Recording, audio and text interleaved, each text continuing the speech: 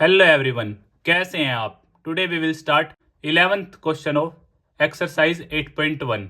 अब ज़्यादा देर ना करते हुए हम शुरू करते हैं।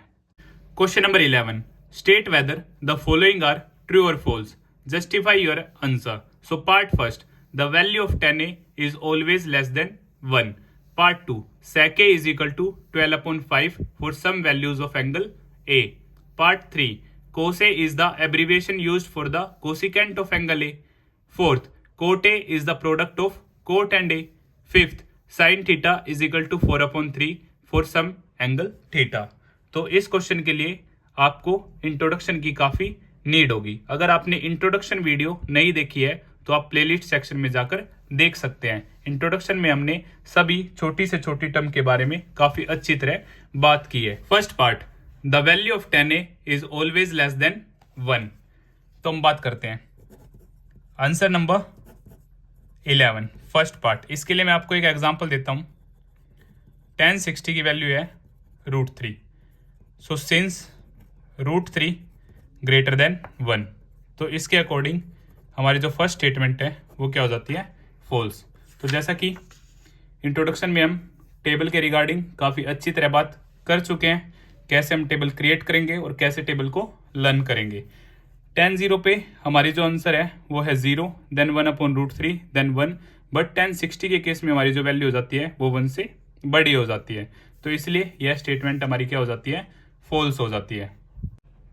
Second statement, sec A is equal to 12/5 for some values of angle A।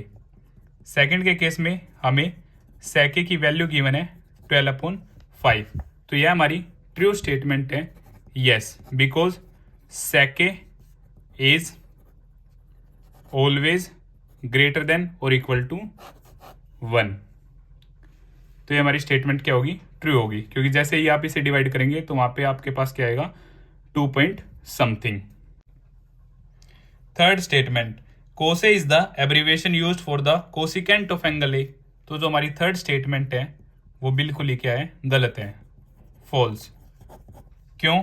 क्योंकि जो कोसिकेंट यूज होता है वो कोसेक के लिए यूज होता है, और कोसे के लिए हमारा क्या होता है, कोसाइन यूज होता है। सो कोसे के लिए हम यूज करते हैं कोसाइन, साइन ए के लिए यूज करते हैं साइन, टेन के लिए यूज करते हैं टेंजेंट। ए क्या हमारा, थीटा है, theta, sine theta, cos theta, tan theta. So cot के लिए हम यूज करते हैं कोटेंजेंट, और कोसेक के लिए हम यूज करते हैं कोसिकेंट, और सेक के लिए सीकेंट। तो इसके अकॉर्डिंग हमारा जो थर्ड पार्ट है वो फॉल्स हो जाता है। अब हम बात करते हैं फोर्थ पार्ट के बारे में।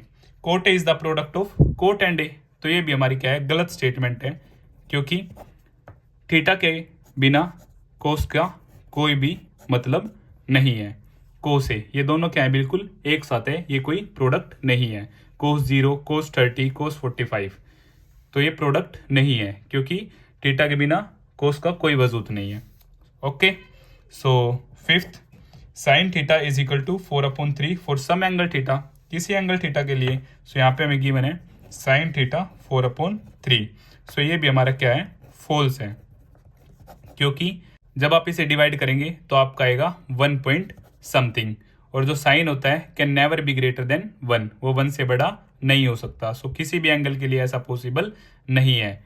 सो दैट्स वाई ये हमारा क्या हो जाता है, फॉल्स हो जाता है, क्योंकि जो साइन की वैल्यू है वो क्या होती है, 1 या 1 से छोटी। तो इसी तरह हमारा क्वेश्चन नंबर 11 कंप्लीट होता है। अगर आपको फिर भी कुछ डाउट है तो आप मुझे कमेंट बॉक्स में बता सकते हैं, या फिर आप मुझे 9560024787 पर मैसेज कर सकते हैं। और अगर आपको वीडियो पसंद आई तो इसे लाइक, शेयर एंड सब्सक्राइब करना ना भूलें। Thank you.